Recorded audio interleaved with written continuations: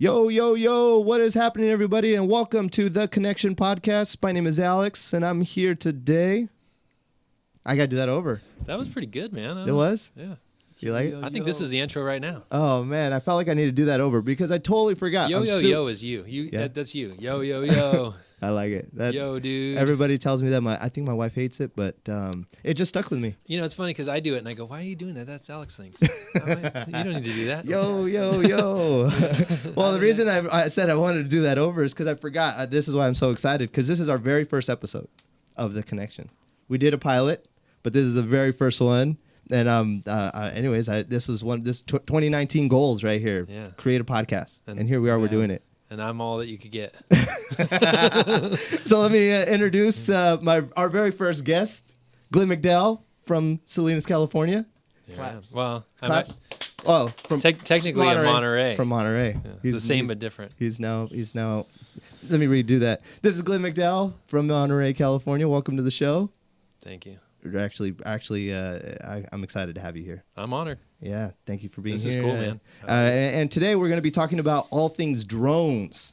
I know this is a very exciting topic and a topic that a lot of people want to get a lot of insight on. But before we dive into all of that, I want to introduce the other guys in the room. To my right over here, my paddle one right now, we got Alejandro in the house. Thank you for being here, Alejandro. Thank you very much.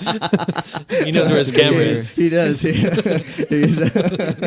people. Did that feel different from our pilot show when you had the other camera over the shoulder? Yeah. Oh, that one. Oh, Thank you guys for allowing me into your TVs, your smartphones, your computers. And controlling this whole operation today behind the mixer and master control over there, we've got Hector from Hector Reyes Films. What's up, guys? Yeah. We don't have the sound effects in play yet, but we're coming soon. Episode 2 overdub. We gotta have them. So I'm gonna start this podcast here off with a little story, even though I don't quite remember the year. Maybe you can help me. But I don't know if a lot of people know this, but I started in this video production world and my journey in video production because I started off. I got asked to film weddings, and that's not actually the real start, but that was the start to the business. Making money. You're like, I'm making money. Screw this filming bikes and all these guys, dirt jumping and stuff. That's not making me money. Totally. Weddings started making me money when I was in high school.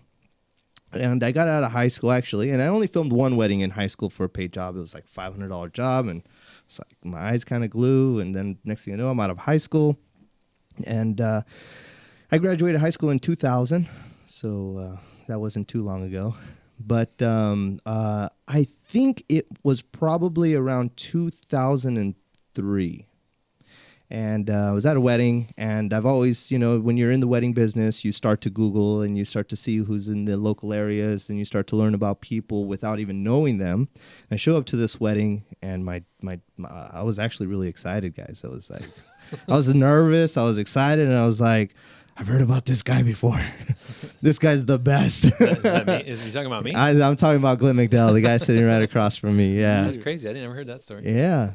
So and then I had the great pleasure of filming. Well, I was filming, and Glenn was the lead photographer, and that was one of our first occurrences, or first time we crossed paths. And I think from there we a couple more jobs came through, and I think in the wedding industry you go a referral to a referral, and then you say, oh, I met this guy, he's the best. You got to call him if you're looking for a wedding photographer. And I think somewhere along the lines we started to build a relationship, a professional relationship of being in the business. Yeah, probably referring each other. The dream team.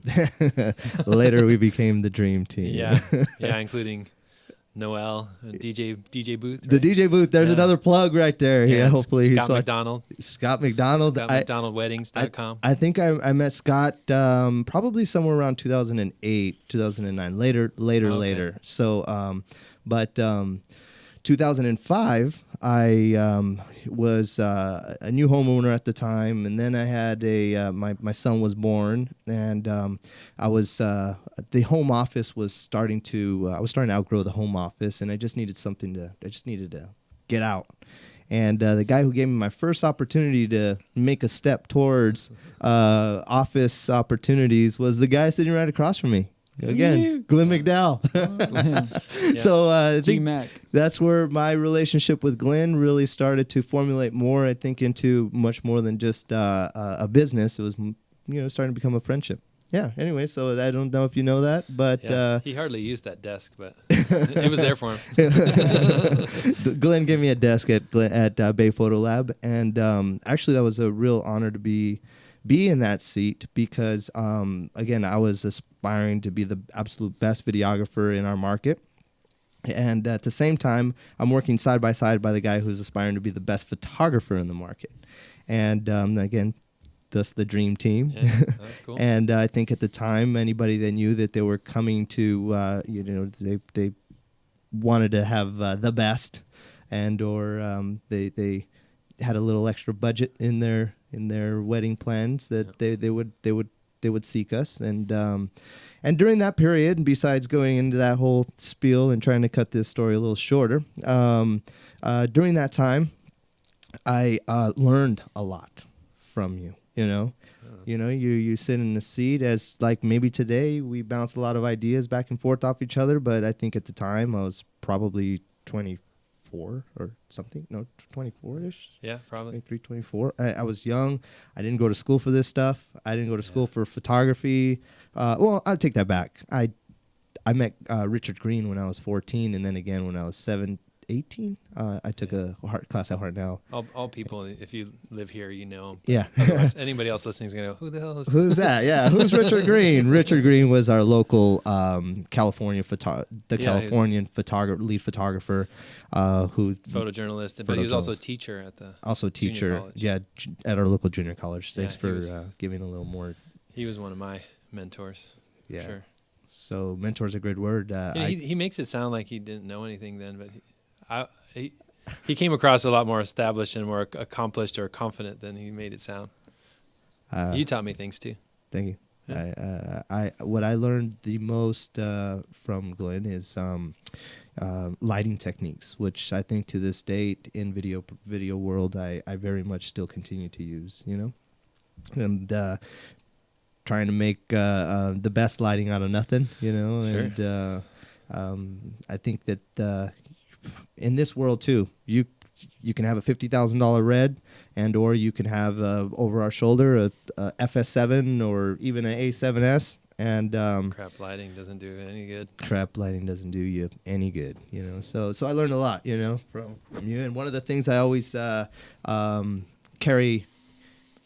People remember their quotes, the one-liners, and I'm not good at that at all. I'm going to write them all down as I go through these shows. But it's not the size of the tool. It's the man. It's how you use it. It's how you use it, So that right there carried me a really, really long way in this field, in this very expensive field, Yeah. You got a lot of tools in here, man. Yeah, I know. A lot of big tools. The size of our tools are growing as our projects are as well. As professionals, we have to push and continue to learn, right? Correct. Yeah. So anyhow, I just wanted to share that quick story, and here we are today. Years later, that's I can't do the math fast enough, but that's a good 15 years. Yeah. And I wasn't even going to talk about this, but earlier you mentioned Jacob. Jacob McDowell was working with us as our social media manager, and Jacob was part of our Mag One Media team. Jacob McDowell is Glenn McDowell's son. Anyhow, so a lot of the work that got produced out of this office as we were getting Mag One Media started was from the bloodline of McDowell. Hey, what are you going to do? Creativity runs deep in this family. Yeah, we like it. Cool, man. Cool. Yeah. So we're here to talk a little bit about Mark. Actually, again, the premise of this show. Did I use that word correctly? The premise of the show is to talk about all things digital marketing, social media marketing, and also some video production here and there. And I thought just after a recent experience and recent, we were not going to go deep into, just a project. It's like, that's what our first show needs to be about. Drones. Well, and with that, social media and digital marketing is very visual, so it makes sense to talk about photo and video. Yeah, video being very popular with that. Yeah. That type of marketing now. Yeah. Glenn, can I get you to maybe just talk just a hair about? Again, I introduced you as a photographer, but here we are in 2019, and I want everybody to know Glenn has established himself as a full professional drone pilot and operator, and he's a licensed pilot as well. And a couple years ago, September 2016, you and I went down to local airport. What do we call that? A local airport here, and testing center, and for traditional pilot's license. And we both applied for the Part 107. Yeah, the new license. The license to small UAS. The UAS. Do we call them UAS or UAV? We're going to refer to them as UAVs. The FAA says UAS. UAS. Unmanned air system. We'll dive a little deeper into some of these acronyms and buzzwords as we go, as we learn on this. But I wanted to just get you to give our listeners the quick 1 minute, or take your time. Tell me a little bit about that progression of, again, I know you as being one of the Monterey County's finest photographers, and I've seen you evolve into these last couple of years, really weighing in on this video game, and now the drone game, where, if anybody thinks drone, Mag One Media is honored to bring you onto projects and send you out there to have a licensed, insured, professional, knowledgeable drone operator out there. Yeah, interesting. As you said, we started in weddings, and I think both you and I kind of bored of that. You know what I mean? Like, I'm here working every weekend, and the hustle is real. I don't know. Just kind of progressed into other things where I thought I was always doing a certain amount of commercial work, product photography or headshots, publicity type things. Yeah. This like a lot of the standard photography stuff. Yeah, portrait type stuff. Senior portraits, that kind of stuff. But that recession thing that happened, that was real, and a lot of that dried up. Mm-hmm. And I think it was just good timing that rebranding of sorts. Even though I was doing a certain amount of that already, just kind of fully doing a rebrand and not really marketing weddings and portraits anymore, and focusing on this commercial avenue. It made perfect sense at the time because they still had money, and they still knew that they had to spend it to survive the recessions and stuff. So, it just made sense. One of the clients asked if I could do video. I was like, it's right here in my camera. I want to learn, and we negotiated a kind of a low rate because they understood that I was going to be learning, and it would probably take me a little longer than it would normally. So.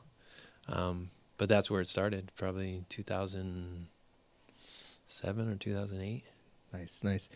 It's funny that you say that. Like, here's this tool in my hand, and hey, what do you know? It also does video. Yeah. I, since the beginning of time, again, since I've started this journey, I would always tell my clients, I'm not a photographer. I'm sorry, I got to say no to that. Are you sure? I've seen some of the photos you took. Can you just do it for us? We know you're not, like a full-on professional or the. So obviously you're looking for a deal, and so I would say yes to a couple projects. But I think for years and years and years, I think it wasn't until 2012, 2013, I started to dive into Canon 7D video. I needed film I needed photography lenses, and my tools went from being just a little bigger to smaller, and I wasn't using them as a photo tool. I was using it as a video tool. The Sony A7Ss came out around 2014. NAB, it was announced at NAB. I had pre-ordered one from our local photography store. I got one a week before they launched on B&H, and next I had some of the first videos out there on YouTube. But not just that I was excited about this new video tool, I started to get really excited about full frame photography, and really I was inspired to start to shift, some of my focuses to photography. So that's weird how this tool in your hand influences the type of project that may be coming your way. It's so flexible. Is that a good word? Yeah, and I think at that time too, some of the clients were like, well, your camera does both, right? Like, you don't do both? Like, certain people were starting to market both. Yeah. And I think I was completely wrong on the dates. It's more like 2011 that I really got into doing some video. But I remember talking to you, speaking of learning from each other. I'm like, how do I do this? How do I do this video? And you're like, it's just like taking pictures, but it's 30 of them a second. Yeah. And I'm like, oh yeah. Composition's the same. Lighting's the same. Yep. Yeah. And actually now, I kind of gravitate more to the video for the storytelling piece. It's like, God, I can say so much more in a couple seconds of video than I can in one frame. I mean, obviously you can do that. You can tell a story with a photo too, but God, the video, pull focus, movement, it just, there's so much more you can tell. You said pull focus, and when you use the word pull focus, now you're talking cinema movements, And one of my questions that I had built up here, I wrote some questions down, but one of them was specifically, what is your what would you say your niche type of work would be? So are you diving more into like drone video for cinema? Are you diving in more for high-end real estate? Are you diving in for ag, surveying? Drone videos could be used for so much more, and I really want to shift this conversation into where where we're coming from here, and what is more your niche type of work? Really, all my clients mostly need new content for digital advertising, mostly website. They they're redesigning their websites, so they need all new photos. It's pretty common. Or they're adding a new product to their offerings, whether like a tomato or a certain size salad. I photograph a lot of vegetables. But increasing amount is about video. We need an about video for our website, so people can, I think now with video and all of this, social media, our attention spans have become so short that they're realizing they're not going to read all this jargon on their website. They're just not going to read the story. Yeah. You got to give it to them in a visual sense where they can convey so much more information in a shorter amount of time. So that's where my videos are coming from. And a lot of times the drone can incorporate in that a storytelling piece that shows their operation in a larger scale or where they're serving. Obviously real estate and some of these other things are obvious too, but but you wouldn't say that you have like a specific you're saying you're using your content is more for the client's marketing pieces, which is what Mag One Media does for our clients pretty much as well. I mean, and we're both in that same field of if ag comes our way, we're doing an ag drone. If real estate call comes our way, we're doing so we're not that company that's developed 5 different real estate packages defend, you know what I mean? Yeah, and some people do specialize that way, and I think they're probably smart to do that. But you're right. Yeah. If, I was going to say whoever knocks on the door, but people don't knock on the door anymore. They send an email. Yeah. Send you or when they text you. Yeah. It's like, you are a client and you're texting me at 9:30 at night. I'm in bed with my wife. But with the drone, I mean, I'm eager to use it, so I'm looking for any opportunity. Yeah. Just because it's just so. I think right now it has a very large appeal because the visual is so. I wouldn't say shocking, but so unique. Where, oh my God, that's a drone shot. Like people are just still enamored with it and really taken by it. I think soon, and hopefully not too soon, but it might get to a point where it's expected. Yep. You know what I mean? Yep. And doesn't have as much of a wow factor as it does right now. Yeah. But it's so accessible. It's so easy to Yeah. put a drone shot into anything you do. Yeah, it really, really is, and it's crazy how, like you say, it's expected, Mm-hmm.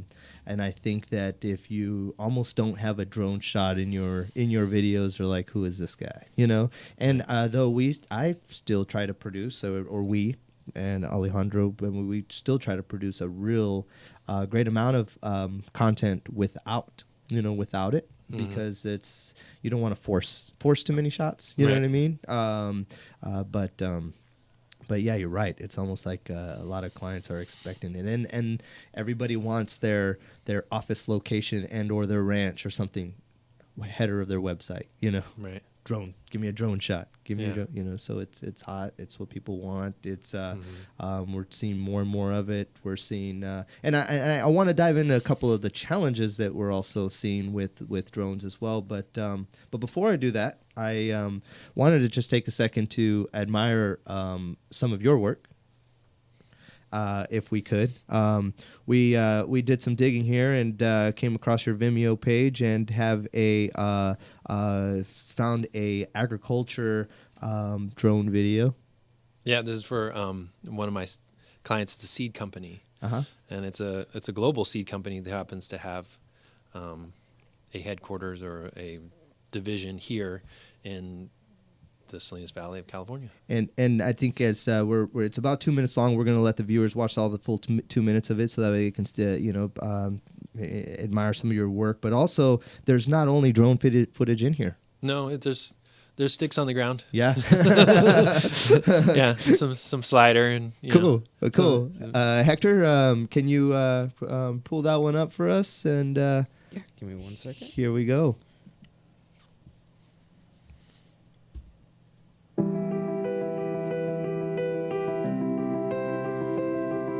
Ooh, nice. Yeah, do we get to talk over? 75 inches. Yeah, this TV is pretty amazing. Nice shot. But yeah, for the ag sector, this aerial thing works so good. They're a seed company, so there's a lot of genetics and Yeah. crossbreeding. It's not a modified. Romaine. Was that the tainted romaine? No. No, I'm just joking. But in San Juan Bautista, they have these trials. They do trials to test their breeds. Their breeding. Right. It's not GMO. It's all bred. They have these giant greenhouses with bees and stuff in them. Yeah, I like the bee shot. A lot of beautiful shots. Did you use a slider or did you use a gimbal? Slider. There's a lot of technology and like the tools you were talking about. It's like any tool that is easily accessible. If it works, I'm going to use it. But yeah, I try to use a lot of slider, just motion, keep things moving. I mean, that probably looks like a gimbal shot, but it was just a pan. But they were telling a story here, like from seed development to plant, to the farmer actually using it. They do trials on a ranch, like in next to maybe even a competitor's seed. Like the farmer, they say, "Hey, can we do a trial?" And then at the end they compare it to what the farmer was using. And it's kind of it's kind of funny because a lot of times when I went to go out there, their trial was way better. I know nothing about it, and you could see that what their seed and what they developed was a lot better than what the farmer was using. Oh, wow. It's I kinda love those. I love those type of shots. It's very graphic, right? Yeah. Especially at angle. The angle. Yeah. Anyway, they were stoked with that. Good And, stuff. There's a plug. How do you say their seed company name? I don't want to butcher it. Enza Zaden. Enza. Yeah, I think they're Denmark or whatever. Beautiful work. But yeah, I don't know Nice. where they're using that. I should do some digging, but Alejandro's our lead editor. Nice. How'd you feel about that one? I liked it. Yeah? Very smooth. Very good, huh? Very good. it's I see a lot of drone footage. It's jerky or like I try and really be steady. Just hold it. Yeah, hold just it, keep hold going, and I think that. Let's see if I can get Hector to pull that logo up before we, so we don't Trying leave to it on get a. up right now. Give me 1 second. There we it. go. Going back to logo. Coming back. We're in deep space right now. I'm sure he'll figure out the the deep technical space. technical difficulty. It'll cut to one of us. Yeah, it's already on you. I could say, oh, now it's on me. But that's the beauty of doing a live video show, and hopefully this will be also be able to be listened to on iTunes, Spotify, wherever you listen to your favorite podcast. I really want to give people this the full experience of putting themselves in these seats as well. Maybe Sure. these stories will inspire others, and that's kind of my my future and my moving forward plan. As many podcasts out there inspire me, pull up my computer here real quick. I'm gonna go ahead and pull this one out. Glenn, I pulled up your Instagram profile. Nice. Yeah, we were talking about this too. That Yeah, not yeah. a lot of you in the profile. not a lot of work. No, look at him. I know. I need a new headshot. It's Rodeo week. I'm bringing Bolos back. Check this one out. Recently in New York. Oh, Tell me a little bit about the camera you're using here, because I don't want to. I know what you're using. I know you didn't throw an Inspire in your backpack and head to No, New York. I haven't jumped ship to the Mavic. I'm using a DJI Phantom 4 Pro. Yeah, cool. Yeah, I take it with me everywhere. I got little clips of all over the place. A lot of times when I'm there, it's not the And perfect right time, here in our beautiful Monterey Bay. Look at this. Look at this Oh. cruise ship I always right see here. them parked there, man. So you're about this is about a quarter, half mile out, right? depending on where you take off from. Mm-hmm. But yeah, and this is cropped a little bit. So I was. If anybody at home watching this on YouTube right now, this is our beautiful Monterey Bay area, which we are so fortunate to be in. With an This is just intruder. B-roll. This Like, is literally outside of Glenn's front door. yeah, I can look at those ships from my kitchen window. Nice. But yeah, when something like this happens in Monterey, now I'm very inclined to just I'm gonna go. Look shoot at all it. those paddle surfers and like kayakers out there trying to get a little Get close. They were sniff. actually protesting the Were they? ship. Yeah. Yeah. Yeah, they don't want them out there, huh? No. Our bay is so protected, and we don't really want to shift it. We'll It's a bring sanctuary. somebody from Monterey Bay to have this It's a sanctuary, conversation. yeah. But one of my early flights was, and again, early flights. I mean, I'm talking 2014, 2015 when I started drone flying illegally. Though I didn't know what was legal, Yeah, what wasn't. we didn't know. We didn't know anything. But I just went out there and I'm flying around the aquarium and actually, that's not illegal to fly there. well, Well, it's controlled airspace. at the time it was you have all the activists that say drone flying is illegal in our bay. You are disturbing. This is a sanctuary, is what they. Yeah, disturbing wildlife is a sanctuary, is protected, but really, there's a lot of the sanctuary is open. Tell the people listening, anybody that's maybe listening from who knows where, East Coast, and they want to come to Monterey to get some beauty shots and those big surf shots you see every day on Instagram, and they want to do some flying over the coast. What may they need to know about our, in particular, airspace? Well, the Marine Sanctuary does have some no-fly zones, and it's it's easily found on an app or on the FAA website. You can't fly over Big Sur, over the water. You just can't, or you're not supposed to. I mean, you can, but you're not supposed to. So all the land is open to fly over, but the water is protected from Carmel River Beach south, I think, down to like Morro Bay. Like, you're not supposed to fly over the water. And then north from Santa Cruz at the North Lighthouse up, past Davenport, I don't know how far, Mm-hmm. but you're not supposed to fly over a certain part of the water, the coastal water. The coastal. Mm-hmm. Yeah, you can fly over the beach, Mm-hmm. but as soon as you're over the water, you're technically So you can illegal. stay on the edge. Yeah, if you're farther out over the water, there's like a band. Right. You know what I mean? Like if you get out far enough, you can fly and look at the land, but near the coast for some reason there's a no-fly zone. And it really what it is, it's for the airplanes. It was initially created so that airplanes and helicopters wouldn't fly below 1,000 feet Mm-hmm. over these areas. Now we've just kind of fallen in the lap of that restriction. Is that drones can't fly more than over 400 feet. So any flight under ground 1,000, level. from ground level. So any flight under 1,000 feet is banned in those areas. So we're out of luck. About 5 miles north. Was it 5 or 10 miles north of Monterey? There's a little beach in Marine, a little bit past Marina. I forget what the name of the beach is called, but it's open fly zone area, and a lot of pilots I see go out and fly that area because their drones will launch.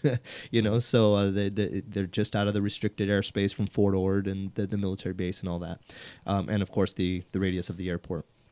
Our local Monterey Regional Airport. So I was out there flying one day, and this is after taking the test and having a good understanding of our skies. And that was my first encounter with a helicopter, probably flying at 150 feet. Like, what the hell is this guy doing? And I've got a drone in the air, and what do I do?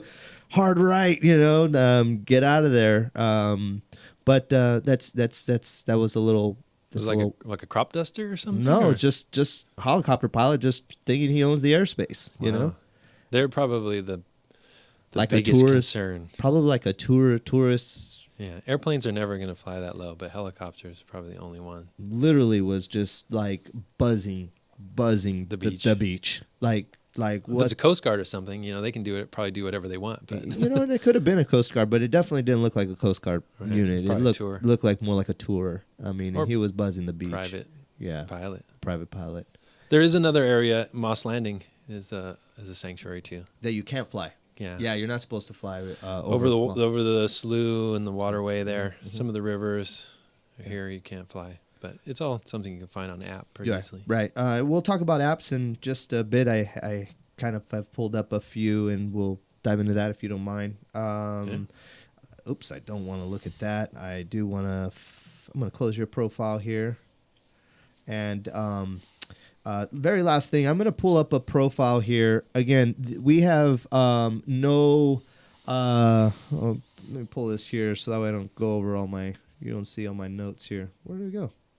Oh, damn, I closed it. All right.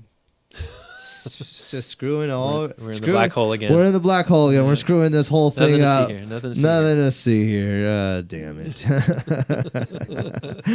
Damn. So we went like this. We're learning. Instagram. Okay, so we found this. I found this on Instagram the other day. And I went and I clicked like, and these guys were cool enough to follow us right back. Again, they don't know that we are plugging their profile. They don't know that we're here looking at it, but we're talking about all things drone. And I just happened a few days ago to come across this profile.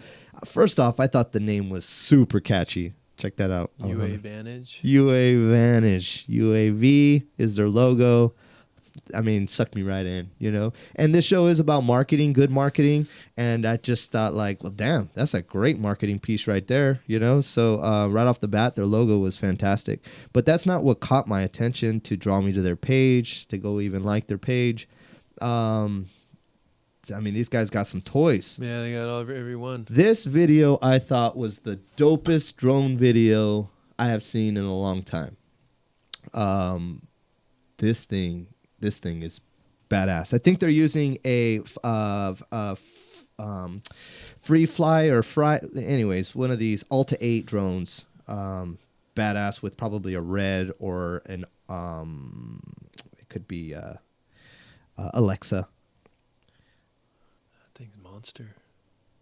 Look at the rotor wash. All the dust kicked up. Okay, so actually this one wasn't the one. There was another one. but they are working on the Ford commercial. It's up at Check the on the top Ford end. one, top one. Yeah, it's The at top top one, this yeah, one. the center one. Yeah. Well, and well, I wanted the one that was split screen, but still, this is dope. oh, okay. They have the behind the scenes separate. Yeah, the behind the scenes shot was just like that one. How'd they not Bring get all the the gifts for under the drone and the tree. reflection of the chrome? You will see it right now. It's probably crazy. it's probably a red or it's or Ari Alexa where Ford F-150. it's raw video and they're probably able to paint that out. You know, Best in so class built for the holiday. again, they probably painted their car that's following them right in front of them with some rotoscoping and some really high end Hollywood effects. This is I just I think it's on top.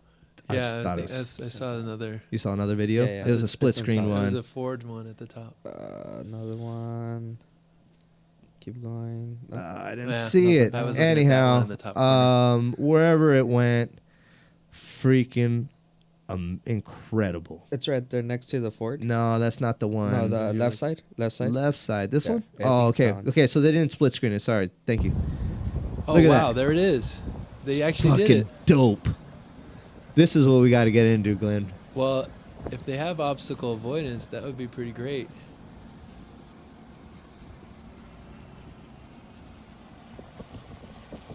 God, how do they go around to the back and then have that? And then They must have done it with the trailer and without the trailer. I would have swore that tree was CG. no. But it's right They there. look clean. When I came across that, hey, so UAVantage, I'm gonna just let you guys know that we're talking about you guys right now, and your shit Dude. is dope, man. Like, That's a ballsy shot right there. yeah, super ballsy. Let's look at the Especially, tags. especially Look at the how do you tag. know when they plan that takeaway too? Because Oh, you see, there's like everything's- road this- markers and trees this is- zooming by, like they had to get to a clear spot. Oh yeah, this is Probably closed road too. Totally scripted. closed road, more likely. However you guys did it, send us a message after I send you guys a message. Let us know if this was a closed road. What I want to know is, and leading into some of our next questions is, That's like the spotter. if the road is closed, they definitely had their permit to fly. You know, FAA permit and yada yada.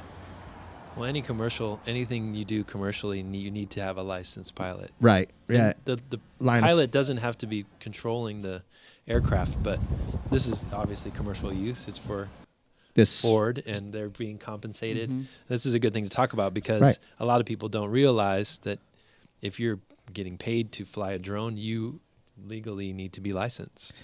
Yeah. I'm going to go ahead and close this page, but before I do, one more time, UAVantage on Instagram, their work. I mean, look, a little Mavic on this. I'm not going to go and click them, but these Yeah, they're using all the tools. everything Inspire, available. Yeah. Inspire, and here's another Inspire. Is that a Ronin right there with the crane? Oh no, that's the drone. No, yeah, this is I think the Free Fly. It's like on top of it. Yeah, this is the Free Whoa. Fly Alta. Yeah, check this one's out. Look with the red on top. So it's red raw footage. I mean, this is the way to go. Like this God, is how heavy do you think that is? how heavy is this, guys? Let us know in the comment. It's like 30 pounds. Yeah, because that's another thing I was thinking with the license.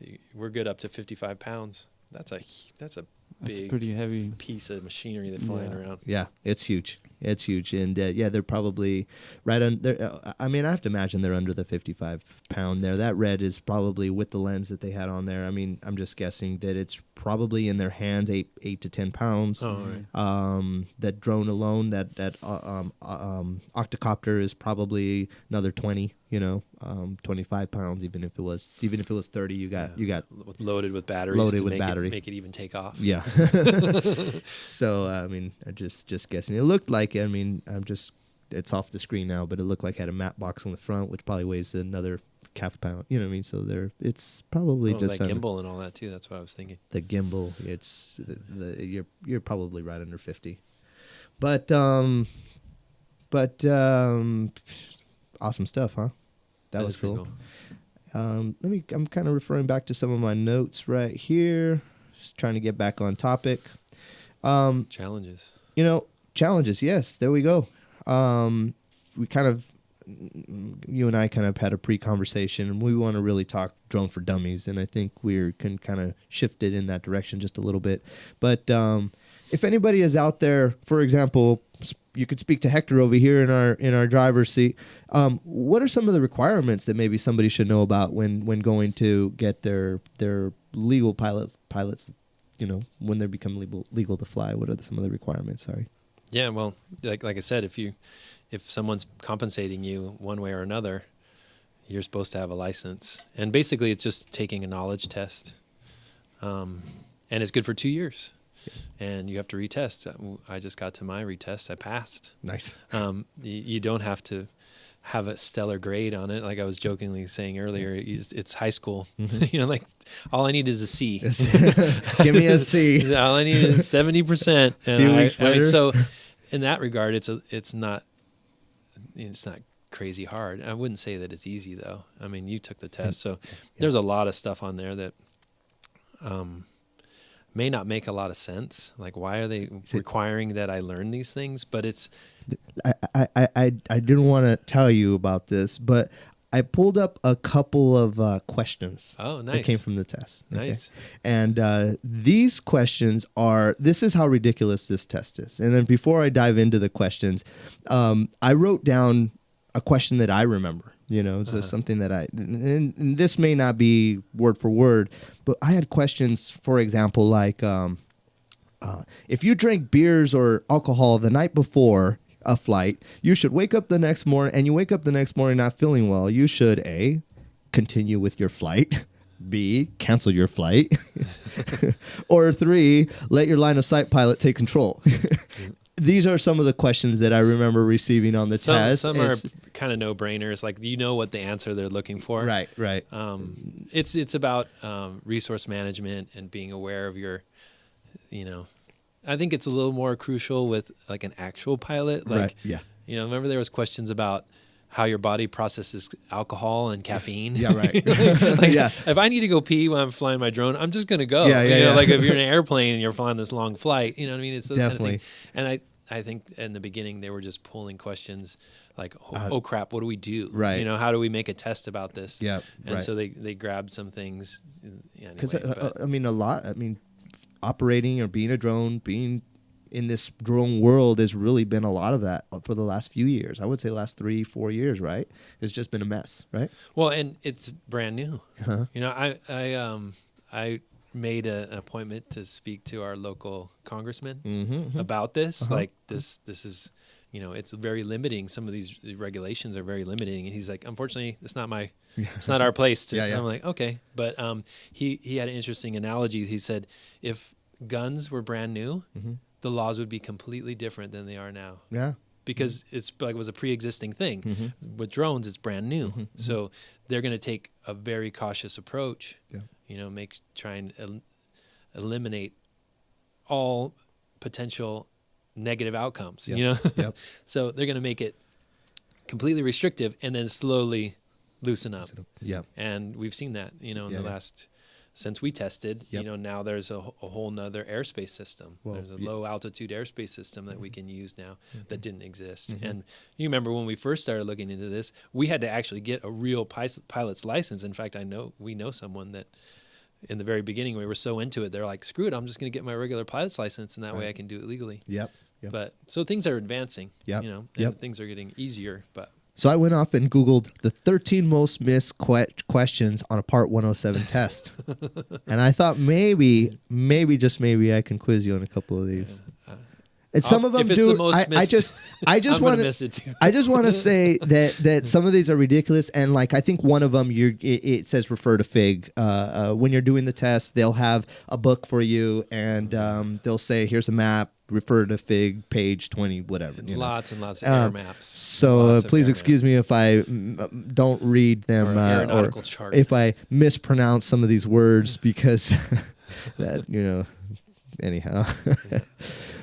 Which thunderstorm's life cycle stage is mostly characterized by downdrafts? Is it A, cumulus, B, dissipating, or C, mature? I'd probably say mature. Dissipating. Did you? It's what's the answer? Just dissipating. Yeah. What's funny Ding, is ding, ding. yeah, we have a winner. We have a winner, Alejandro. But what's crazy is when I just did my retests. You know, every 2 years you have to retest and to keep your certification. And weather was one of the challenges I had before. You know, aeronautical charts and weather. So I studied my ass off about weather, and I even found a friend who is a retired meteorologist. Talked to him like, what would you put on this question? And he even him was like, what? This doesn't make any sense. Yeah. But I studied. I'm like, okay, cool, got it. Unstable air mass, stable air mass. You know, clouds, all this stuff. Yeah. Did I get any questions on it? On weather? Did you? Zero. Oh yeah. I got a lot of weather You love questions. that? Yeah. It's completely random, and the retest isn't like the first test. The first test, I think, is like 70 questions, and then the retest is like 40. Oh, cool. And I found that the retest, and this other people said this too, was a lot more about airspace and aeronautical charts. So I think they think the FAA is learning that, okay, some of these things aren't going to affect the drone pilot. You know, like I'm not going to fly in a thunderstorm. No way. Yeah. I wouldn't go. Like, Some why would, sweet footage though. I mean, I would assume that there's some weatherproof drones out there. Mine is not. Most of them are not waterproof. Yeah, I mean talking rain, wind. But there's some really obscure questions, like when contacting the tower, like it's clearly a regulation that we're not supposed to contact the tower. Okay, yeah, But yeah. they have questions about it, like Questions about contacting the tower, and the full lessons that I remember or training that they want to tell you is before a flight and after you've gotten your waiver to do that commercial flight, yada yada yada. You then also have to contact your tower and then your local tower, blah blah blah, and you can do that by picking up a radio and tuning into whatever. Yeah, or like and none of this stuff for the last 2 years has been appreciated from our local. They don't want you to do that. They don't have the time for you. They don't have time.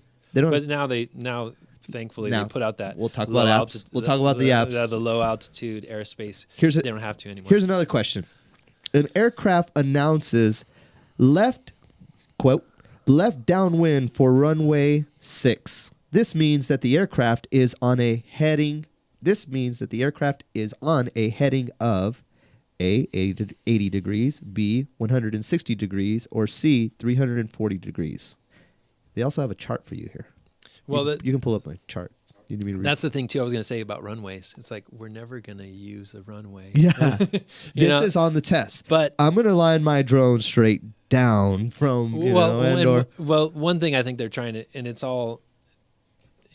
to give you an understanding of what the other air traffic is having to keep in mind. It was the second time around that I understand, usually they land and take off upwind so that the wind is helping them. Like, I don't need to know that for my drone, but now I know the direction of the air traffic might be going at an airport. So if like I'm near an airport, and they're going to loop around to the left. So like if I'm on the left side of the airport, knowing that they're coming in from a different direction, I might be a little more aware that there's low planes.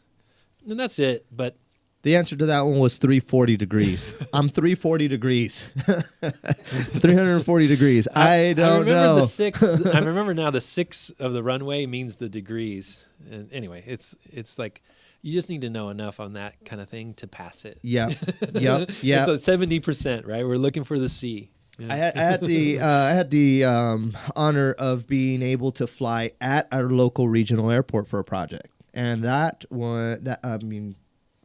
getting the waiver for that it seemed like impossible, and I had everybody was well aware, was on board, FAA, tower, staff at the airport, coordinating with the times of the commercial flights flying in and out and all of this. And it was just really interesting being, with the FAA officer and while we were there flying.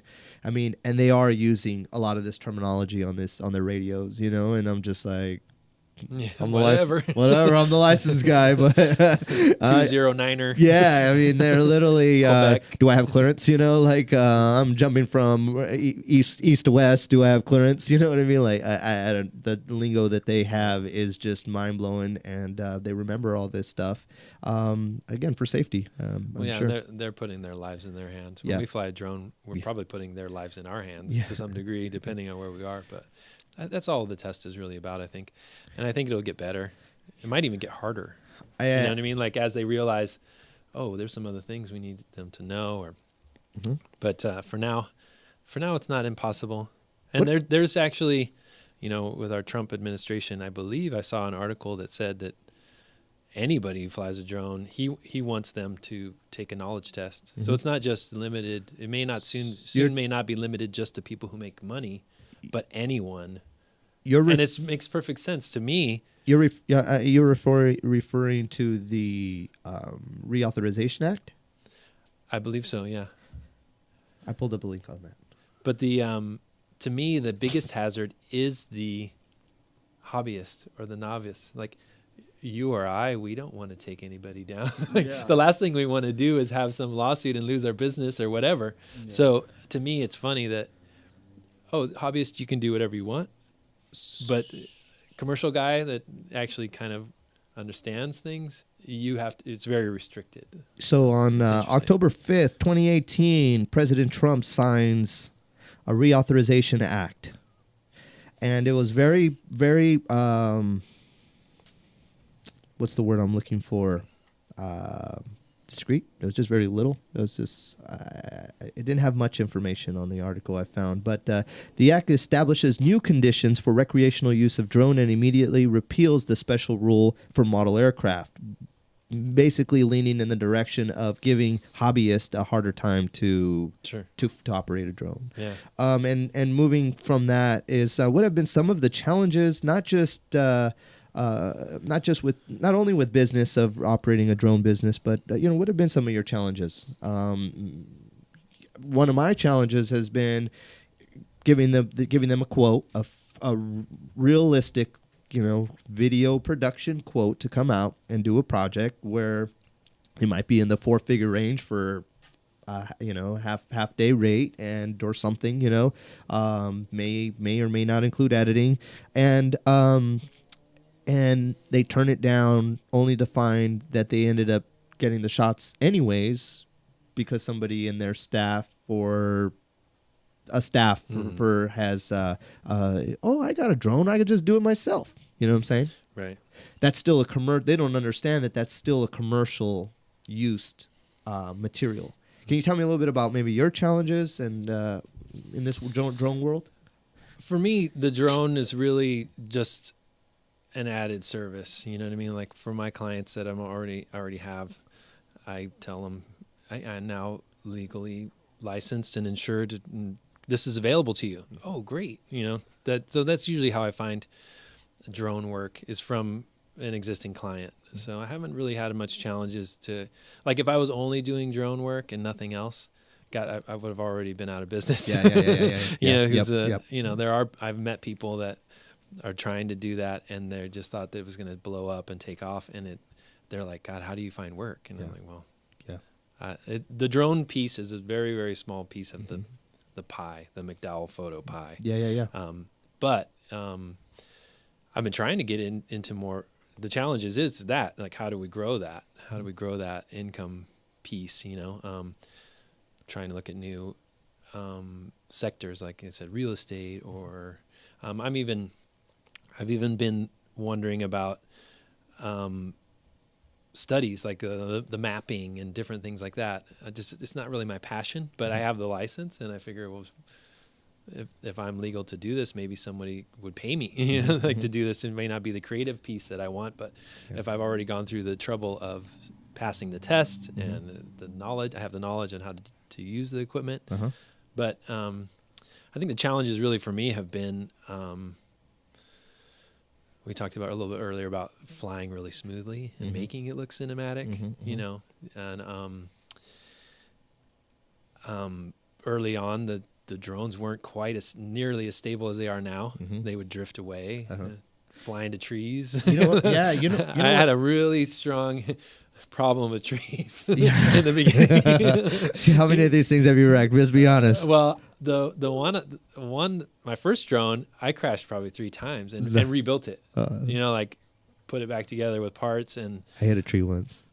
I probably hit 3 trees. Oh, it took me like I remember one time. It took me like an hour to find it. Oh, I know. That was one time I was flying, and that's a challenge. Like you don't think about delay. Like, what I see is happening right now. Yeah. But if you're between things, like you've got a bunch of trees between you and the drone, you may not be seeing what's actually happening right now. Yeah. And that's exactly what happened. I was like, why'd it go black? What happened? Like it was just delayed. I flew into a tree that I thought was farther away. Yeah. And then it's come to find out, I was recording during the time, so I recovered it. Oh, yeah. I like hiked up this giant hill and found the thing with the map. You know what I mean? And gimbal's just ruined, just destroyed, but it was recording the whole time and I got to see what happened. Nice. And it's just those kind of things. Like you learn every little bits here and there that you go, okay, that challenge is going to be mitigated or whatever. The 2 crashes that I had, the battery it was a yard sale, like everywhere. It was like, oh my gosh.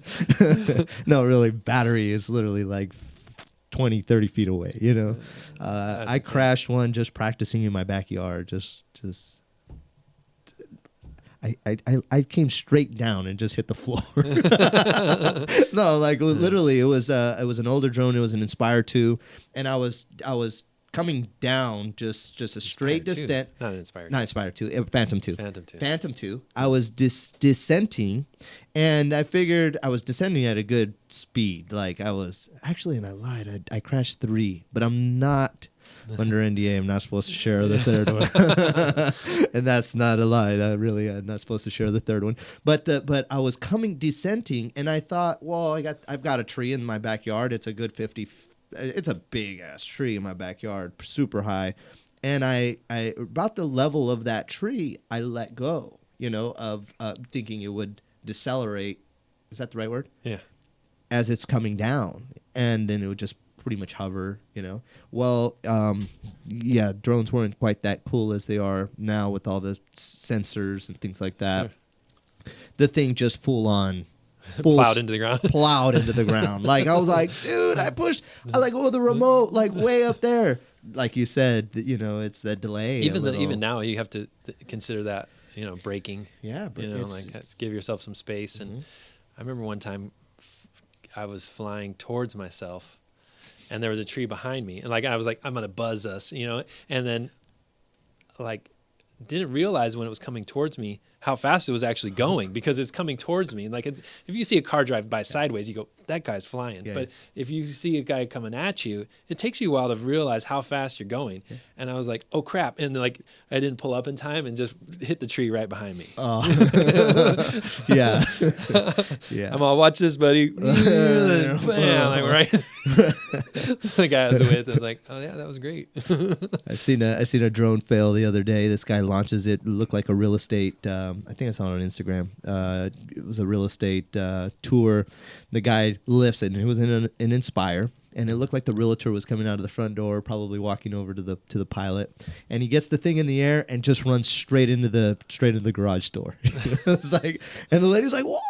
Like, what the hell just happened here? Yeah, sometimes we don't realize how touchy those controls can actually be, or we don't have we haven't explored everything in the menu or the app to like turn on certain things or turn off, obstacle avoidance stuff, or just slow the thing down. You know what I mean? Mm-hmm. Like, it's not like we have to go full speed all the time. In fact, that New York video I did.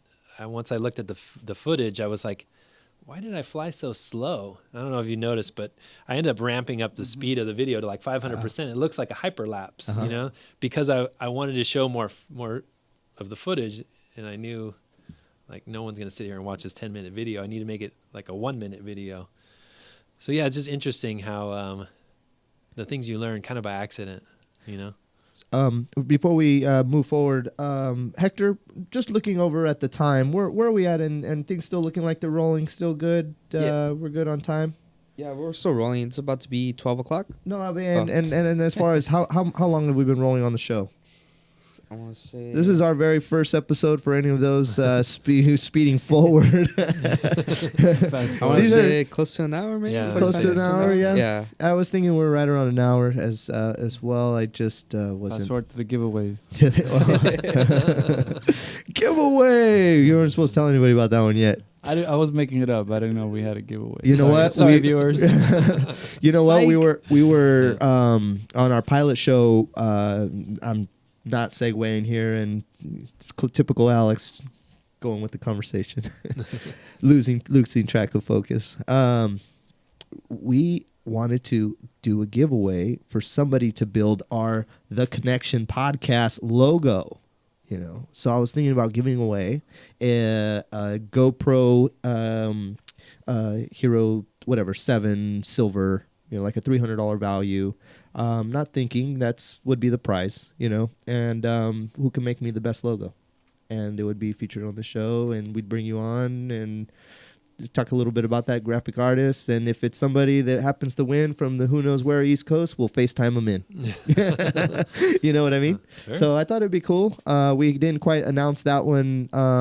We didn't announce that one to the world in our pilot. We didn't launch our pilot shows.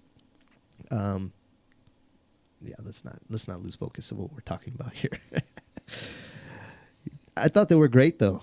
What'd you think of that first little test I sent you? Oh yeah, it was good. And you had people call in, and it worked. Yeah. Yeah. That the FaceTime thing is going to be on this show. We'll be taking Skype calls, FaceTime calls, phone calls. We'll be able to do all kinds of fun stuff in this room, and hopefully we'll have a lot more great conversations like this one right here. And I think people are gonna love it. If you're watching this on YouTube right now, comment below. Let me know if you're loving this conversation. What would you like to hear? What would you like to learn more about? If you'd like to have Glenn back on the show talking about something very specific and questions you may have, send us an email. You can send me an email at alex@mag1media.com, or you can even send Glenn an email. I believe it's McDowellPhoto. Glenn at McDowellPhoto.com. Glenn at McDowellPhoto.com. Yeah, we're fools if we don't give back to our industry and our sectors. If anybody has a question they want to shout out, I'm likely going to answer it. So Glenn has a special announcement that he doesn't want to announce, but I'm going to do it for him on this show. No. Oh man, He's giving away real? a full 1 hour seminar of drone. No, I'm just joking. But really, that would be a great thing to do. Glenn is super knowledgeable. When I have questions, I always pick up the phone and I reach out to you. Nice. And Glenn knows this FAA. I mean, well, the FAA rules and regulations, but he knows this drone book inside and out. And yeah, I applaud you for that because yeah, you might have got that one question wrong. I got several of them wrong. Yeah. I never got 100% on that test. But I mean, Glenn, but you're real. You know what I mean? You're real. You're not you're not another one of these websites again that we can refer back to, and like many of us do, we Google it, and then they say for $2.99 you can take our course, and you know what I'm saying, and it's literally people with a book, and sometimes it's hard to get the right answers. Sometimes it helps to reach out to somebody. That's how it works, man. Yeah, we all learn from somebody else. So. And maybe just maybe you'll love what we're doing and call us back for some other reason, right? Yeah. I wanted to let's jump back into this because we wanted to talk about apps and the big thing about we really haven't talked about, I mean, maybe a little here and there, but we really haven't talked about specific marketing, and in future shows that's really going to be what these conversations will be heavily about their specific marketing, about how they're using Google ads, Facebook ads, Instagram ads, whatever. We have clients that are using LinkedIn ads these days, and this digital world is that a lot of us are really missing the boat on doing ads, but regardless of these conversations today, I want to always be able to share some strong insights with our listeners and viewers on apps that they may be, able to use to help them. Again, I wanted to specifically talk about the waiver process. I think that's really getting the question. It's getting my point across. Last year 2017. Glenn, how do we get a waiver? Glenn, you know what I mean? Like, how does this thing work? Like, really, it was like that. Like, you longitude, Well, and Google we Maps. should explain that to fly in controlled airspace, pretty much 5 miles around any airport is controlled airspace. Yeah. Most airports. Uh-huh. So what Alex is talking about is you can fly in that space, but you have to get permission. Uh-huh. And you used to be, you had to get a waiver. You had to do this online portal 90 days in advance where 90 you days. wanted to fly. No, but I need it tomorrow. Yeah, exactly. that just wasn't reality. And then it wasn't very clear that you could get a blanket waiver that would like cover you for 6 months in this space. Yep. So thanks to the interwebs, Yeah. found out how like a process of what people were doing to get that, and I got them for my local airports, but now with this new low altitude airspace that they've created, you can use an app to do the same thing, and you can get immediate, in most cases, immediate approval. Yep. So the app that I currently use and have used is an online app. I think they may have a iPhone app as well, but I personally have never used it. I just go on my keys here, and skyward.com. I will pull it up right here on my screen. Skyward.io. I'm sorry. You can pull that up on the screen there for our viewers. And for our listeners, it's skyward.io. Skyward.io. This I thought it was a fantastic way of logging in, giving them your license, giving them your insurance. Once they've approved you for that, then you can move forward. It is free of charge. They do have some paid features, which is like it starts to keep track of your battery infos and things like that, which the FAA may want at some point. But right now, you can tell me a little bit more about that, because that's actually a world that I'm not even fully have a full understanding of. But once you log in, you'll punch in your location, your time, your date. Yeah, when you want to fly. How high. You put a little grid on your on a map. They give you a map, and you basically just will draw it out. I don't want to go through that. You can log in and do it yourself. I'm sure there's probably you can see how it is here on this image down here on the iPad. This is using that low altitude thing. And I should. The FAA is really great with acronyms. Everything is an acronym, like even their name, FAA. But the LANCE, if you ever hear the word LANCE, that's what they're referring to. This is a LANCE-based other apps are Kitty Hawk and AirMap, which I've used AirMap a lot. I use AirMap.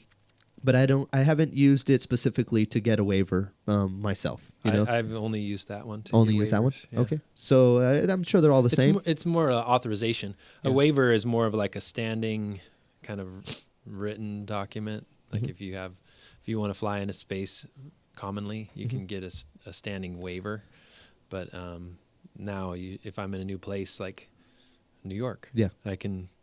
That place I was flying was open airspace, which was crazy. Talk about a lot of congestion in the helicopters. But you can look on the map, and if you're in a controlled airspace, if you're licensed, you can request to fly in that controlled airspace. They give you all kinds of, at least on AirMap, as you zoom in, you can see what they will allow. Like this in this area may only be 200 feet or 100 feet. So as long as you request something that's within those boundaries, you usually get instant authorization. As long as there's isn't some kind of like flight restriction in general over the area. Skyward gave me the approval, and again, it could have been AirMap. I'm sure they would have done the same thing, but after some loops and filling out all the right information, they're the ones that gave me the approval for literally within 3 days or something to fly at the Monterey Airport. You know, Yeah, I again, would say. in the heart of At an airport. At an airport. I Busy also airport had, too. huh? A fairly busy airport too. Fairly busy, yeah, and small but busy. And we did it during a time right after the Concours d'Elegance, you know, so there's a lot of private jets flying in and out, going to Pebble Beach and whatnot. Right. But with that, where was I going? I got the approval within like 3 days, and that with a lot of these like air maps and Kitty Hawk I think also does that now too. Mm-hmm. They'll give you your approval within an hour, right, or half hour maybe. Some of them are mine are usually instant. Yeah. If I've already done the homework to find out what they'll say yes to. Mm-hmm. If it's something that they're going to say, they might say no to. You want to have a little more notice. Yeah. You know, Yep. 24. Anything with any request that you put out that is unanswered, well, through air maps anyway, just gets automatically canceled at 24 hours because it's too close. So if you have a specific thing like an area on the map like that's a 0, like most that you most likely won't get, if you give them enough notice, they'll actually review it. Well, the thing that took a few extra days was if you are in these 0 spaces, your drone, you know, with the apps won't launch. Certain places, yeah. Yeah, they won't even get off the ground. They'll DJI has done a good job of blocking and restricting the apps, the GPS from launching. But there is a DJI backend site that you can ask for approval for unlock. And there's windows for that. So if anybody out there doesn't know of that, I don't have a link or not going to pull it up here now, but yeah. And that's kind of advanced level stuff. That's too. advanced. You know what I mean? That's You have to have a we were license and all this stuff too. exactly. And we were kind of let's keep it on back to the drone for dummies, and not to be disrespectful, not calling anyone dummies out there. Just you know, that simple saying. A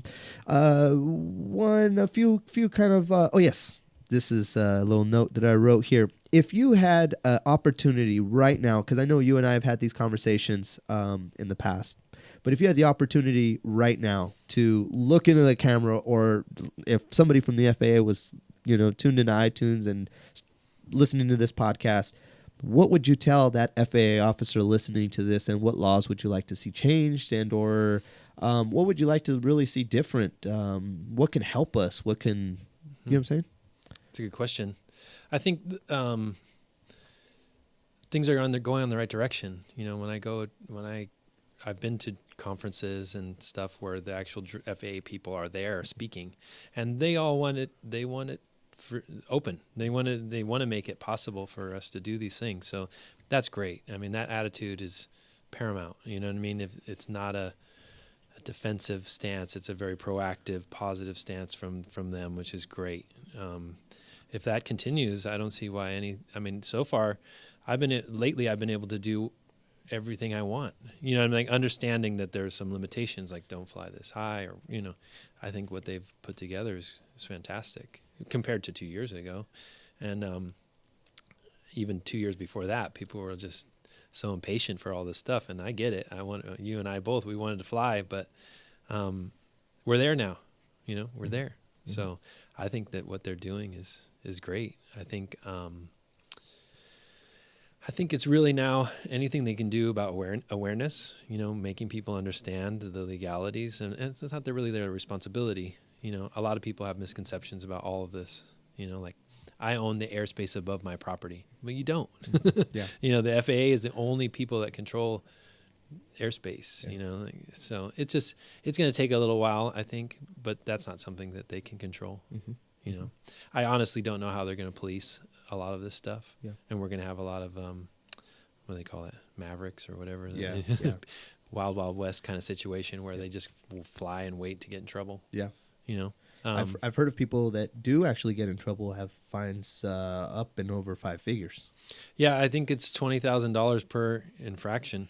Uh-huh. You know what I mean? I don't have a... it's a real deal. I mean, again, I don't know how they're going to police it, but if you get in trouble with the FAA, It's going to cost you. Now that I'm saying all this, FAA, if you're listening and watching, don't pay attention to our channels.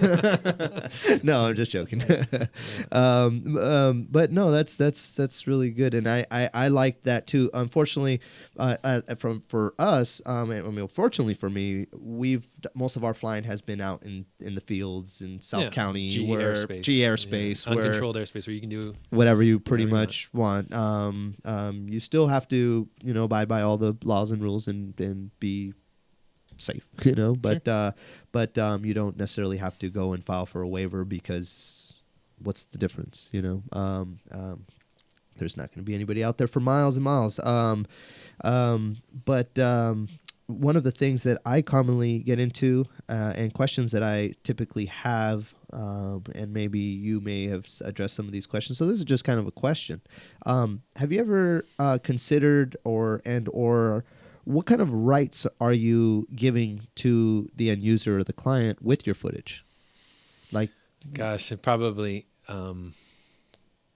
too flexible on it? Yeah, probably. But in our area, people just don't even understand that. It's kind of the misconceptions, like with the drones and what we can do, what they think that we should be doing.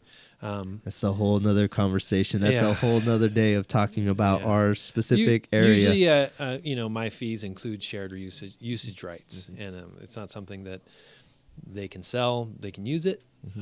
If they are going to edit it in some way, or other party's interested in the footage, we have to have another conversation. But I know you can charge for the time to make it, the time to edit it, and then the use. You can charge for all of that. But that comes up pretty frequently, where it's, what are my rights? What are my usage rights when it comes to you? And that's not specific to drone. I mean, that's everything. That's everything. Yeah, it's just the same as any other media you create.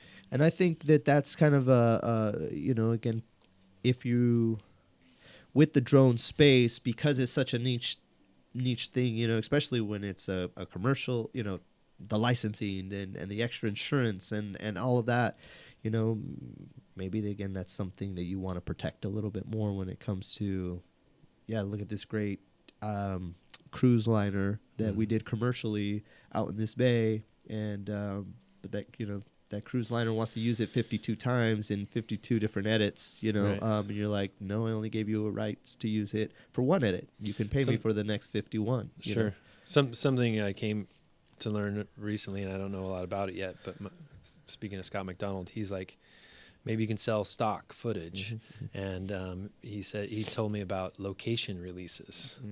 I'm like, oh no, there's another thing. Like we have to, like, you know what I mean? Like, if you want to sell footage, some people are looking for footage that only comes with a location release, So like I flew over the wharf or flew around that cruise ship in the Monterey. Well, Monterey might have some kind of rights to that.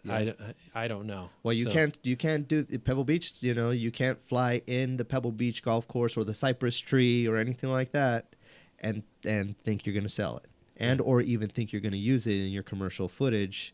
Pebble Beach will sue your ass. Yeah. So there's that too. You know what I mean? Like I think a lot of places, again, hard to police, but like Pebble Beach is probably some place that you're going to have those kind of issues. Where do you see the future going with commercial drones? Gosh, I was going to say when we were talking earlier about the FAA and what they're doing, I really hope this doesn't become a privacy argument, because it'll just, I think, cripple the industry. If someone says, well, now you can see in my backyard where you couldn't before. Or you could maybe, but you'd have to, be in an airplane or something that now it's so easy. If it becomes a privacy dispute or some privacy kind of challenge, then we probably won't be able to do this for very long. You know what I mean? But as long as that stays... with that being said, hold on, I don't want to interrupt your thought. But the whole privacy thing, haven't you heard of those videos of people shooting the drones out of their backyard? Sure. And how illegal is that? Well, can you tell me the legal? It is illegal, and it's very foolish because I remember hearing one story, and I don't hear a lot of those stories, but I remember hearing one story, a guy doing it in a neighborhood. Like, first of all, when you shoot in the air, the bullet goes up, right? Right. It's going to come down What goes somewhere. up must come down. It's going to come down somewhere, and you're going to. And if that drone is already in the air, It's against the gonna come law down. to shoot in. Throw cabbage or lettuce. What I tell people is this: if it's close and if it's far enough away that you have to shoot it down, they're not going to see your secret pot farm or the color of your underwear. It's just too far away. Yeah. If it's close enough to throw a towel at it, throw a towel at it. Right. Yeah, Take yeah. it down because Right. they're spying on you. Yeah. Yeah. And That's then, a good way to think about it. they're largely a wide angle lens. Uh-huh. And it's not an invasion of your privacy too. I mean, like your neighbor could look over your fence whenever he wants to. I'm not your neighbor, but still. I had the understanding that if you shoot down a drone that's in flight, you are basically it's the same. What's the word I'm looking for? But it's the same category. It's the same thing as shooting down a helicopter. Really? I don't know. I don't know about that. I don't think it's a problem that, it's that big a problem. Yeah. I mean, maybe I'm not sure around here. I'm sure you won't hear a thing in court about this, or you won't see it on the news nationally. It is a hazard, though. I mean, obviously, you shoot it, it's going to fall, and it could fall on someone. Mm-hmm. I mean, every time we fly, we have that hazard that it could fall on someone. Mm-hmm. I mean, I've never felt more confident about the equipment than now. Yeah. But if somebody gets paranoid about it and wants to shoot it down, they're gonna have some consequences related to that. Yeah. If you can find out who it was that shot it down. Just like when I'm flying, you don't know where I am or who's flying, Alejandro, you have anything to ask Glenn? Yeah, actually, so for our young drone pilot listeners out there, they're trying to expand their package. They're trying to move in. Oh, maybe I should get a drone. What should you recommend? What's a good tip you recommend somebody looking into getting a drone for the first time? Obviously, they have to get their license, all the proper paperwork, documentation. But for the technical aspect, what sort of equipment should you guide them for the first time purchase? It's not gonna really break their bank, and also gonna give them some good stuff that's gonna maybe generate them some more income. Well, I definitely think DJI has had their foot on the throat of all the competition from the beginning. They're way up there. And their equipment is so stable. I've never flown anything else but DJI, so I have nothing to compare it to, but DJI will definitely give you what you pay for. That being said, I'm kind of the opinion now, most of the time when someone talks about getting into drones, I almost tell them don't. Like, don't do it. I mean, you have to be really passionate about it. If it's something you're really excited about and really interested in, go for it and get licensed and, make the investment. I think there's a lot of opportunity to buy used equipment that's really good. I mean, DJI, I hate it. Every time I buy something, they've come out with a new one that's better or this or that. So you can always get the one before, and don't pay what the people are asking. Lowball them. And for first one, that'd probably be a great idea. Yeah. And I probably would get a Mavic. You know what I mean? The really small, foldable one. Mm-hmm. If you're into a more cinematic look, the Phantom 4 Pro, like I have, or the new Mavic 2 has a better camera with f-stops and all that kind of control. But again, I would really think about it. And for the most part, the drones, they come already with their cases, right? Or do you have to buy a case separate? Because I know with cameras, you're looking at the camera, but you also got to look at it just comes in a cardboard box. Stuff, Most of the drones do come in some kind of thing that you can use to transport them around. So that's kind of nice. Yeah, that's always extra helps. Batteries is a necessity. But again,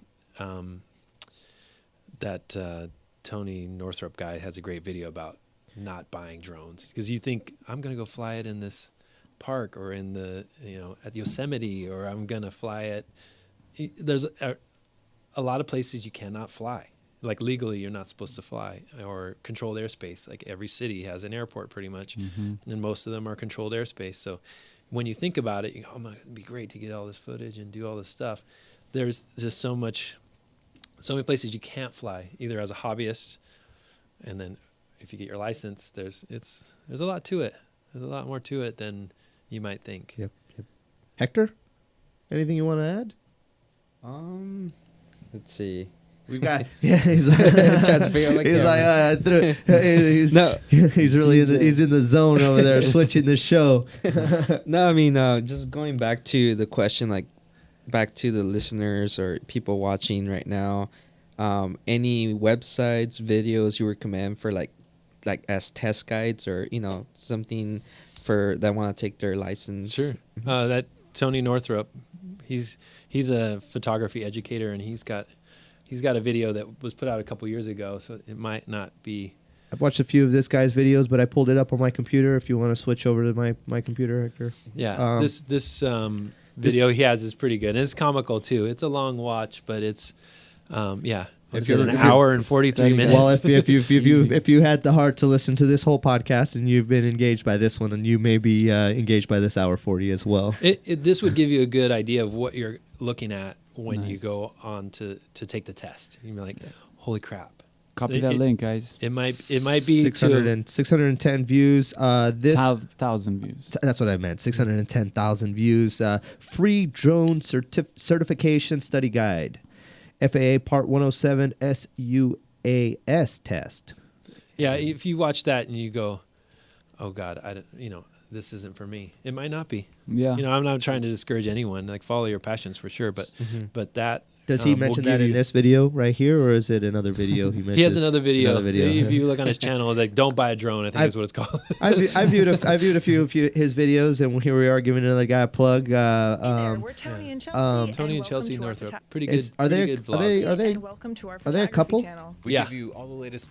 Yeah, I actually turn to them every once in a while for some photography stuff. Yeah. No, so. it's good inspiration. Yeah. But they have a don't buy a drone one that's pretty Hey there, funny. we're Tony and Yeah, they got a whole Yeah, they got a ton of stuff. ton of stuff. Ton of stuff. We could sit there for hours, but cool. But yeah, he has some good arguments Hi, not to buy a I'm Tony drone. Northrup, You and know. this Check is it out. There's a lot of places you think it would be great to fly that just legally you can't, and you're gonna crash it. Things like that you should probably think about a little bit before you get into it. Again, don't want to. Not trying to squash any dreams, but Yeah. Squash them. if you already have a successful video photo thing going on, it might be worth it just to find Yes. a local guy that's gone through all the hoops. Oh, okay. You know what I Gotcha. mean? Yeah. Well, Incorporate it that way. You don't have the learning curve, and maybe you have to compensate them a little bit. But if you have a paying client, it's all Yeah. the same. yeah. Yeah, there's no reason why you can't offer it. There's going to be somebody that can help you. Yeah. Awesome. Thank That's you. true. Any last words you might want to add? Don't want to kill this party, but No, that's fun, man. It's fun. Again, When do I come back again? when you go- What do we talk about next? thank you so much for being our very first guest on our show. Incredible. We don't have the sound effects yet. Incredible. I think this went well. What do Yeah. you think? Yeah, this impressive, man. You like it? You always have a top-notch production going. Awesome. No surprise, but I'm impressed. I appreciate that. Again, Thanks to the crew yeah, too. thank you to the crew Yeah. again. Thanks for joining us. And our plan and goal is to have one of these every week. Yeah, so I don't think it's very hard to do. Or it's not a too hard of a You've proven you have the Before equipment. we sign off, speaking of drones, I have a little drone trivia. Oh, Want to play with you guys? All right. You guys. All right. well, let's see what you get. We thought we were You ready done, to but play, we're not Hector? done. Hector, we're not done yet. Okay, you ready to play? Ready. So, when in history was the first use of a drone recorded? Wait, but would we say a small drone, or because A I mean military A drone, I drone would device. Drone device? A drone 'cause device. drones could be 30, 40 years technology, I don't know. What's the It could, answer? or it could be more. I don't know. or it could be more, huh? What are you thinking? Would you- How and what time in history do you think? Well, was the because first? World War when II. I was a kid, I mean, I would I'm imagine the 36. military had this in the 70s. Yeah, I'm 36, and there was I remember a time being a little kid, and my dad wanted to get into RC planes. Oh yeah, that's true. I guess model aircraft have been around forever. So, I mean, Is that's that a what you mean? drone. That's Sorta. a drone. It's a drone. It's a drone device. It's a drone device. drone device. I say around World War II, maybe. Oh, He's that's a going good deep. one. Yeah, Going deep. I could see that happening. I don't have the answer, but I'm gonna go with. I like the war era, and I'm gonna say maybe Vietnam. Oh, okay. That's good. Going dark. Close. You guys were all close. It was used for military purposes, but it wasn't a specific type of RC plane. They were actually balloons used as drones to drop explosives. Oh wow. It was actually, the year was 1839. 1839. Yeah. Dang. Austria was fighting Italy. What did they have? Wow. Like a candle that was burning a thread? Yeah, and they then would it send dropped balloons drop and the drop bomb. explosives. So that was the first use. Could of, you imagine that falling right on top of quote you? Like, unquote. damn, it flew early. Yeah, where did that Yeah. wasn't where I wanted it to go. Yeah. But yeah, although the military was testing them throughout the 60s, 70s, and 40s, the first actual commercial drone took flight in 2006. And the government was just trying to spy, not really spy, but they were just trying to check land and territories and things like that, just like border walls, securing things, and then just. It's pretty interesting. I like that. I should pull it up on that. I was about to Google it right here. Yeah, But no cheating.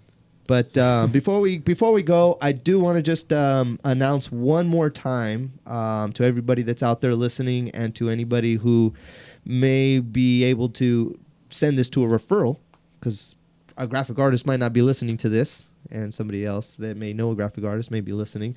But again, check out the logo right here. Just give me full screen logo. Got it. Full screen logo. I want to give you, the listener, and or the graphic artist out there, an opportunity to make us a cool, badass new logo. The Connection podcast is us, and in exchange, the winner is going to win a GoPro Hero 7 Silver. We, I don't have a date, an end date here, but I'm thinking maybe somewhere in the next month. Maybe. Sounds good. Put it in the description of your YouTube. No, we'll put it in the description below, and we'll announce it on Instagram, and we'll take this little bite here, and it'll hopefully some designers out there will be willing to design us a badass logo. Yeah. So in exchange, and anybody and everybody who feels they have the talent to do so, you qualify to. I'm in. Yeah, to dive in. Except for the team, except for these guys. Oh, You guys are disqualified. Glenn, you're in. I used my other email. The secret profile, the secret Instagram profile. I think I have enough disappointments in my life already. I don't need to be Another no. another loser. Oh, dang it. Like, no, sir. You lost. But no, this show has been great. Once again, Glenn, thank you so much for being a part of it. My pleasure, man. I hope that you, the viewer and the listener, are tuning in. Share this with your friends. Make this one of the greatest podcasts of all time. Make this your digital marketing podcast source, home. Listen to us every week. iTunes, YouTube, wherever you listen to podcasts. And don't All right. forget to view more Glenn at McDowellphoto.com. View more of Glenn at McDowellphoto.com. Learn Little more point. at McDowellphoto.com. We did a commercial like that once. click the link below. We didn't get into advertising. That'll be the next show. Yeah, we can talk. Let's get to the next show. Thank you, everybody, for listening. Thank you, everybody, for subscribing. Leave your click like if you like this video. Give us a thumbs up. Make some comments. And don't forget to hit that subscribe button. Until the next time, until next week, thanks for watching. Peace.